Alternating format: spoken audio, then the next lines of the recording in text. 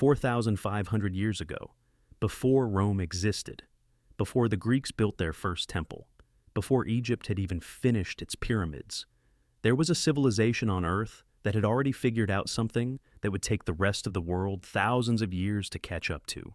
Straight roads, grid-patterned cities, underground sewage pipes, multi-story houses with private bathrooms. Not in the modern era, not in medieval Europe, in 2500 BC, in what is now Pakistan and northwest India.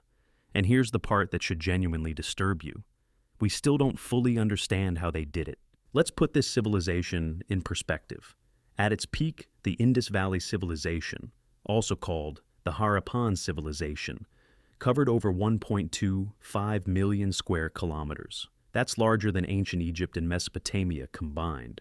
It had over 1,000 settlements. Its two largest cities, Mohenjo-daro and Harappa, each had populations estimated between 30,000 and 50,000 people. In 2500 BC, that made them among the largest cities on the planet. But here's what makes this truly extraordinary. While people in Europe were still living in scattered tribal villages with no sanitation, no urban planning, and no civic infrastructure, the people of the Indus Valley were building cities with a level of organized planning that engineers today genuinely find difficult to explain. For thousands of years, these cities were completely forgotten. Buried under layers of earth and time, they sat in silence while empires rose and fell above them.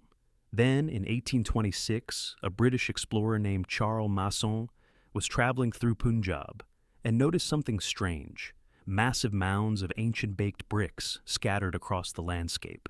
He thought it was an old, abandoned medieval town. He moved on.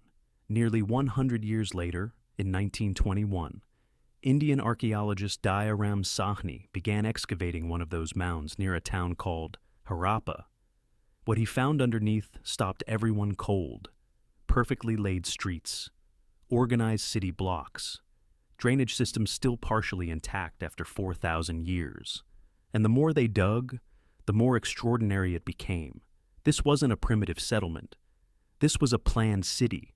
Here's where things get genuinely mind-bending. When archaeologists mapped the layout of Mohenjo-daro from above, they found something that looked less like an ancient ruin and more like a modern city blueprint. The streets ran in a near-perfect grid pattern, oriented along the cardinal directions: north-south, east-west. Main roads were up to 10 meters wide enough for two large carts to pass each other comfortably. Smaller lanes branched off at right angles. Each block was roughly rectangular.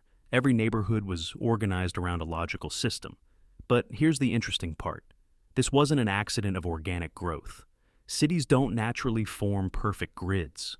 When people just build wherever they want, you get winding, chaotic streets, like medieval European towns, like old parts of Mumbai, like almost every ancient settlement ever found. A grid means someone sat down before the city was built and planned it. That means the Harappans had urban planners, city architects, people whose entire job was to design a city before a single brick was laid. In 2500 BC. Let that sink in. Now this is where it gets crazy. Every house in Mohenjo-daro, and we're talking thousands of homes, had access to a drainage system, not a ditch by the side of the road, not an open sewer, a covered underground drainage network made of precisely cut bricks, sealed with mortar, running beneath the streets of the entire city. Wastewater from homes flowed through small channels into larger street drains. Those connected to even larger collector drains, and those carried waste outside the city. It was a tiered, hierarchical drainage system, exactly the same logic used in modern municipal drainage engineering. And they built inspection holes at regular intervals, covered openings so workers could go underground and clean the drains when they got blocked. Scheduled maintenance. In 2500 BC. For comparison, ancient Rome, often celebrated for its aqueducts and sewers, built its famous Cloaca Maxima drain around 600 BC. That's nearly 2,000 years later than the Harappans. London didn't get a proper underground sewage system until 1865 AD. The Indus Valley had already figured this out when most of the world was still throwing waste into the street. But here's something most people don't know. The houses themselves were remarkable pieces of engineering. Most homes in Mohenjo-daro were 2 stories tall, built from standardized kiln-fired bricks. Not mud bricks that crumbled, but baked bricks that could survive thousands of years. And here's a detail that genuinely surprises people. Almost every house had its own private well, its own bathroom, and a drainage outlet connecting to the street drain. Private bathrooms. In 2500 BC, the bathrooms had carefully sloped floors, designed so water flowed toward the drain naturally. The bricks were laid with a waterproof finish. This isn't primitive construction. This is considered functional architectural design. Houses also had thick walls, which in the extreme heat of the Indus region served as natural insulation, keeping interiors cooler without any mechanical cooling system. And most homes faced inward, toward a central courtyard, with few windows facing the street. This gave families privacy, shade, and protection from street noise and dust. Sound familiar? This is the same design principle used in traditional Indian havalis and Middle Eastern courtyard homes today. Here's where it gets philosophical. Archaeologists have found something that points to a level of societal organization almost impossible to explain. Across hundreds of Harappan sites, separated by hundreds of kilometers, the bricks were all the same size. The standard ratio was 1:2:4, meaning if the width was 1 unit, the height was 2, and the length was 4. Every city, every town, every village, same brick dimensions. That's not coincidence, that's a building standard, enforced across an entire civilization, across enormous distances, without modern communication, without phones, without the internet. It gets stranger. Their weights and measures were also standardized. Archaeologists found stone weights at sites hundreds of kilometers apart, and they all match the same measurement system. A small weight found in Harappa matches perfectly with one found in Mohenjo-daro, which matches one found in a small trading town near the coast. One unified system of measurement, across 1.25 million square kilometers. For a civilization this size to maintain that kind of standardization, there had to be a central authority, a government, an administrative system complex enough to enforce rules across an entire subcontinent. And yet, here's the mystery.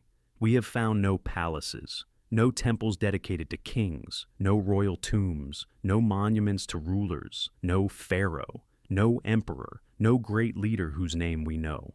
Whoever was running this civilization, they left no trace of personal power. Some historians believe the Harappans may have had one of the world's earliest democratic or council-based governance systems. We genuinely do not know. In the center of Mohenjo-daro, archaeologists found something extraordinary, a massive public structure, 12 meters long, 7 meters wide, and nearly 3 meters deep, built from precisely laid bricks. The floor and walls sealed with natural tar to make it completely watertight. Steps leading down from both ends. They called it the Great Bath, and it's considered one of the earliest public water structures ever found. What was it for? Nobody knows for certain. Some believe it was used for ritual purification, religious bathing. Others think it was a public swimming facility. Some historians believe it served both purposes. But think about what it represents. A public space, built and maintained for the entire community at the heart of the city. The Harappans didn't just build private homes with good drainage. They built public infrastructure, community spaces, shared facilities. They understood that a city isn't just a collection of houses. It's a community system. That's an idea many modern cities are still struggling to implement properly. And then, around 1900 BC, it all began to fall apart. Cities were gradually abandoned. People moved eastward toward the Ganges Plain. The great urban centers slowly emptied out. Within a few centuries, the civilization that had built the world's most advanced cities had completely disappeared from history. For nearly 4,000 years, nobody knew it had ever existed. What caused the collapse? This is one of archaeology's great unsolved questions. Early theories blamed invasion, then climate change, specifically a long-term drought caused by a shift in monsoon patterns that dried up the rivers these cities depended on. Recent research points toward a combination: climate stress, disrupted trade routes, and possibly a series of floods that made certain cities uninhabitable. Whatever the cause, a civilization that had survived and thrived for over 700 years was gone. And the knowledge they held, the engineering, the planning, the governance systems, went with them.